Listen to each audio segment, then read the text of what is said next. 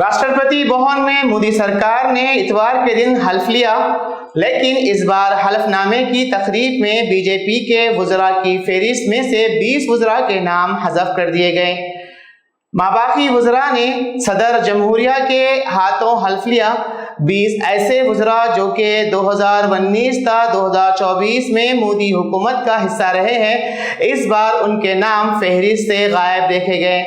22 कायदीन को पार्टी की क़यादत की जानिब से इतवार के दिन फ़ोन कॉल मौसूल हुआ ताकि वो वज़ीर आज़म की क़यामगाह पर एक मीटिंग अटेंड करें, लेकिन इस मौके पर वो वज़रा नहीं देखे गए जिनके नाम फहरिस्त में शामिल नहीं थे, जिनमें ऐसे कदावर कायदीन के नाम शामिल है जो कि इससे क़बल हुकूमत में शामिल थे। कहा जा रहा है कि ना तो उनको किसी किस्म का कोई फ़ोन कॉल मौसूल हुआ और ना ही इन्होंने वज़ीर आज़म की क़यामगाह पर कोई मीटिंग में शिरकत की। जिन्होंने इलेक्शन जीता लेकिन नाम निदारत। साध्वी निरंजन ज्योति इंतखाबात हार गई। मीनाक्षी इंतखाबात में हिस्सा ही नहीं लिया।